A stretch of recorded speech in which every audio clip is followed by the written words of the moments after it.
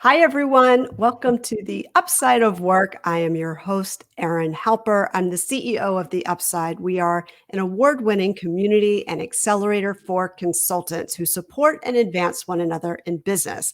And today I have an Upside member, Lindsay Tabis. So great to have you here. Lindsay is like Upside OG. She's been with Yes. us, I think, since day one, right? Since day one, day zero. Day negative one, I think. You've been with us and so happy to have you here and share your story. I cannot wait to dive in because I've known you for a long time now and you have so much value to share, so much wisdom. And I would love to just go ahead and dive in. I know all about you, but some of the people watching this have never met you. They don't know what you do. So for context for the conversation, can you just explain a little bit about your background, your story, and what led you to do what it is you do today and what that is? Sure. Thank you. And thank you, Erin, for having me. Hi, all. My name is Lindsay Tabis, and I trademarked the Lady Engineer in 2017. Before any of you ask, I get this all the time. I actually have 2 degrees in engineering. Who thought that in 2017 or even now in 2021 that someone like me in tech would still be quite rare?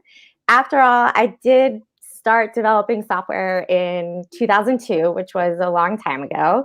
And I took the next logical step. I went to Silicon Valley with like a twinkle in my eye, huge startup dreams. Over the past 15 years, I've worked with over 100 startups and investors, as well as teams across Fortune 500 firms. And now, for the past 3 years, I run a bespoke incubator for mostly non-technical female founders tackling product market fit. That is amazing. Can you just bring us back a little bit? Let's just rewind, going back to those Silicon Valley days.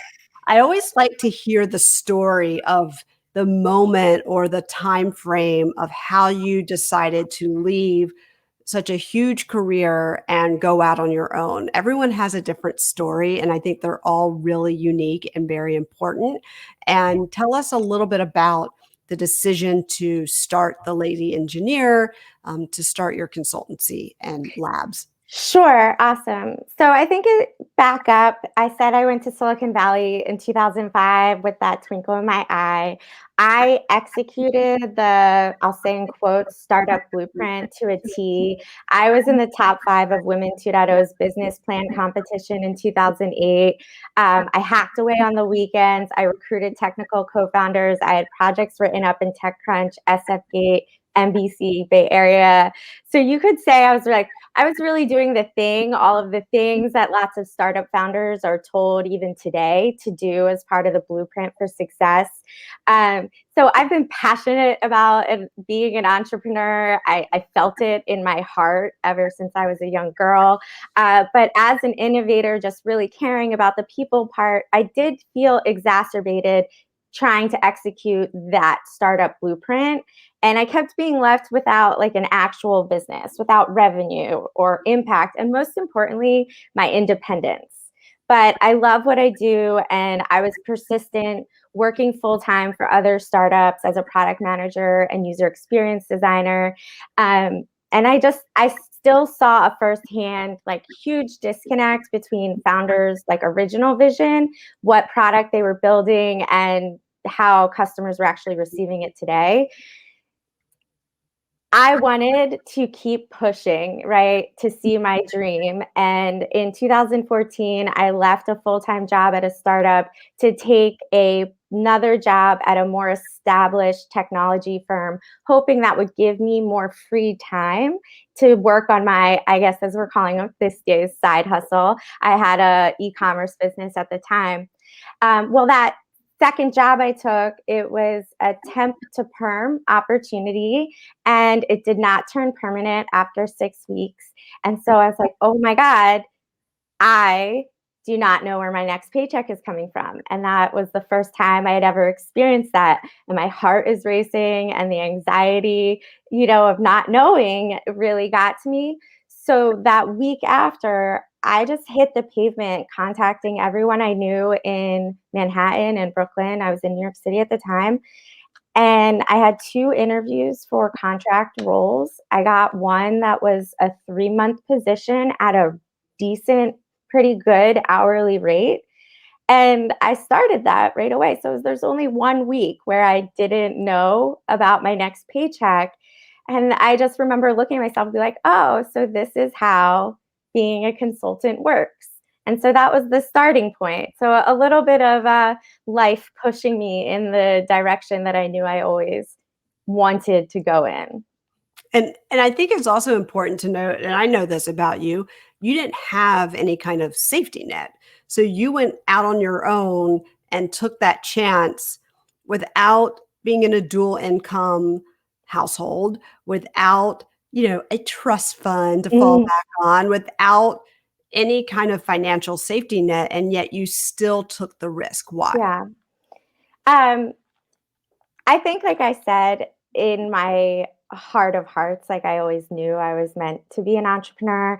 I was raised by 2 self-employed parents who were in turn raised by my 4 self-employed grandparents. I knew what that lifestyle was like. I knew the feeling of freedom and flexibility that came with being self-employed, and being your own boss. So I think the first 2 years, I'm not gonna lie, like, you have to continually ask yourself, "Am I willing to make these sacrifices for future Lindsay? Am I willing to possibly make less money in order to guarantee my freedom and flexibility later?" And I kept coming back to the first 2, 3 years, kept saying, "Well, if I stopped now and looked for a full-time job, the time it would take me to look for a full-time job, if I used that to find my next client, I could probably find my next client too." And, making that decision over and over again, you also become braver and stronger and more confident in your ability to, survive and thrive and take care of yourself. So, yeah, it was risky and it felt risky for a little bit. It's not like the risk feeling just goes away. Right, and as whether you're a product innovator or you're a service provider, there's always ups and downs in the Mhm. entrepreneurial journey. So, I'd love for you to tell us what's been like your highest high moment, like your biggest like win and success, and also talk about one of your lower points where you had to push through. Yeah. I always go back to, I've now been self-employed for 7 years, which is really amazing to say out loud all the time. I trademarked the Lady Engineer 3 years ago, 'cause went through a pivot myself. But I will tell you that when I hit the 5-year mark, that was the first that was, like, one of the first times where I was like, I'm this is my life now. Like, I have figured it out, and, like, the fact that I've made it to year 5 just shows that, like, I can make it to year 10, 15, and ongoing. Yes, there were lots of exciting things, signing different clients or getting certain opportunities, hitting certain revenue goals, but really, I think at year 5, just saying, like, I'm living the life that, like, little Lindsay at 22 wanted. That was a big high and continues to be a high for me. Um, Low, I will go back to the point where I decided to pivot to the lady engineer. I think anytime an entrepreneur or startup or business has to pivot, it's because what they're doing is not working.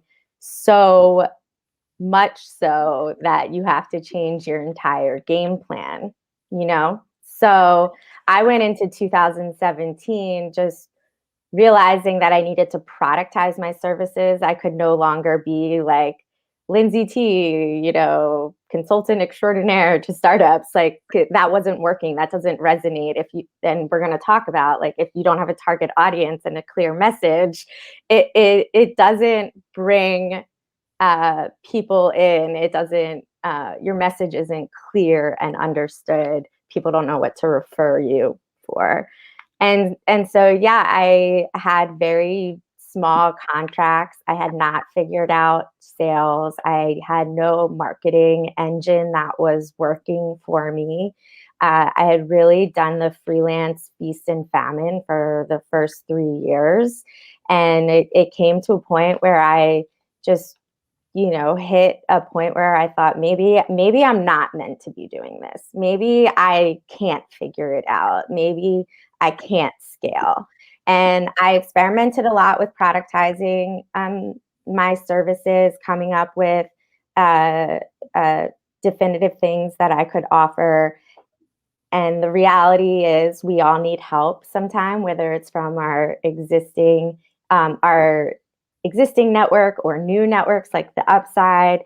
I was able to tap into a marketing coach and business consultant who really helped me step into who I am really and authentically as the lady engineer versus trying to stuff myself into what I thought Silicon Valley expected of me. And so it ends up being obviously a real success story now because I'm still doing it and I love it. But at the time, it was very scary to say I want to work with mostly female founders. There are a lot of naysayers. Yeah, I understand that. And you know what? We pivoted too on the back end. We didn't change our name, but 18 months in, I didn't like the way the business was going. I didn't like the day to day of it. And that was a real low for me. I totally empathize with that. That was a big, big low point. And, but I knew I wanted to keep on going. I just had to reinvent the whole thing and basically start over. And sometimes that's okay too. But Mm-hmm. let's talk about, the theme of this show is getting clear on your customer. So you are obviously an expert on that. And I know that that's something you help a lot of your clients with. Tell me a little bit more about what it means to get clear on your customer for you, Lindsay, like for the advisor, consultant, entrepreneur. What does that mean? As me getting clear with who likes to work with me. Yeah, like you just said, Yeah. you just gave me the layup. Like you just said, I had to define Yeah, yeah. that I work So, with women entrepreneur, and that felt weird, coming from mm, Silicon Valley. So tell us about how you came to define your customer and how other people should be defining and getting clear on who their customer is as a service provider. yeah. So, the thing that kept me persistent and resilient in the tech innovation industry all these years, because it was a tough journey being me in tech. Um, I am passionate about designing technology for people. And I have always been. It was my essay when I wrote my application to go to UC Berkeley, like how we can design technology for people. And I spent a lot of the 2000s and the 2010s and teens being disappointed by my industry because the gap seemed to always just be so big for like building technology for technology's sake, not solving actual problems, and not listening to the customer. Like my job, I was always hired to represent the customer, and there were times people wouldn't let me talk to customers. So I was really tired of trying to work with founders that believed their idea was so amazing that they were like Steve Jobs, that they didn't need to talk to customers.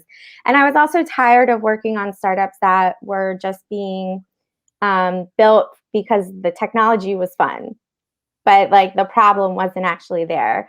Or So like when I you taught me, and I use this and credit you all the time.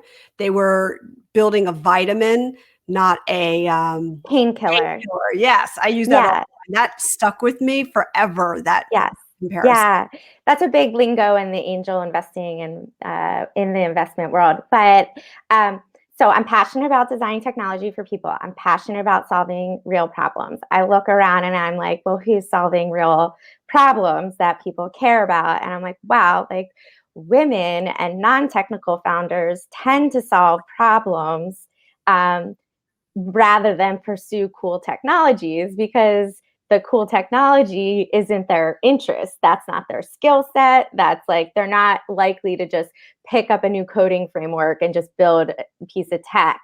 So I really saw that the compassionate, people focused founders were more likely to be non-technical, more likely to be women. You don't need to be technical to understand how technology solves a problem anymore.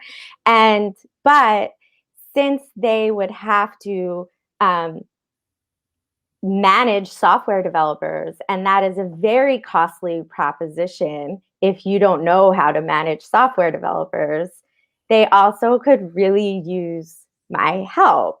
That's my skill set has always been going from what customers say to what the engineers need to build. And that's really the value proposition when I say I help entrepreneurs design and sell the right product before spending any more money building the wrong one. So then if for anybody who is new to entrepreneurship, consulting, advisory, service-based businesses like yours, what is your advice to them for getting clear on their customer? So my advice to a service-based entrepreneur is the same for any other type of entrepreneur. You need to focus on finding two things. One is what I call the most valuable problem. This is a problem that is so painful to a specific customer segment that they will pay you to solve it, but they also will just be so excited at the idea that you are trying to solve it, right? You don't even need a solution. You need to find that problem that people are just like, I have tried everything on the market and cannot figure this out. Um, and then you need to find the early evangelist, which is the early adopter and evangelist. And they are the person that has tried everything out on the market, like knows the problem, is looking for a solution, and is the type of early adopter that will use a new product, a new brand, a new person, because they're that passionate about finding a solution for themselves. Amazing. I mean, I also want to add that something that we teach in the accelerator program that we launch twice a year is that market research leading up to the launch. People want to skip that step all the time. And it is unbelievably eye opening, not just to discover what those pain points are, but to learn the language that your client speaks. The amount of times that we do pitch practice and upside members, they say what they do. We always say it in 10 words or less. They say what they do. And I'm like, is that the language? Is that Yeah.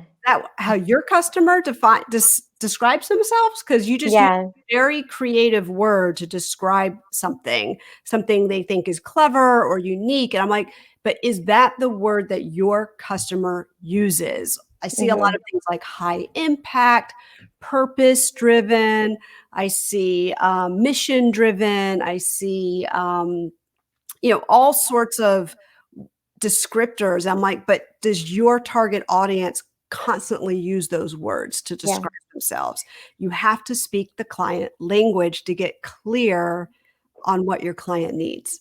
So I'll give you a hot tip, and everyone that's watching, just like one easy takeaway. If you're doing marketing customer research, or even just ongoing, you should always be doing marketing customer research. Pop open a worksheet, Excel, Google spreadsheet, title it Voice of the Customer. And for every topic that you address, for me, product market fit, customer research, fundraising, start a tab, and when someone says something in words that are just so great, put that quote in the spreadsheet. So then every time you need to create a landing page or a social post or anything like that, you can just scroll through actual quotes of what your customers are actually saying. I have gotten some of my best copy organically from members talking about the upside and hearing what they say. Like somebody once said, and this stuff that you can't think of as a business owner because you're just too deep in it. 100%. Too deep in it. But someone said something, it's collaborative, not competitive. Mm-hmm. That's very simple. There's only a few Yeah. words there. And yet I never thought to say that, even though I Mm-hmm. knew it, like in the back of my head, Yeah, sure. they just said it. And I was Yeah. like, oh, I will be using that. Thank you very much. So that is a Yeah. great hack. And Lindsay happens to also be very organized. So I you love know, she frameworks and templates and wow. that's what you get working with me is a lot of frameworks and templates and ways to organize, particularly when it comes to market and customer research. You just uncover so much stuff and it's not clear who you should listen to and who you should ignore. So having frameworks to kind of decide, oh, that opinion doesn't matter, this opinion does, is really, really important.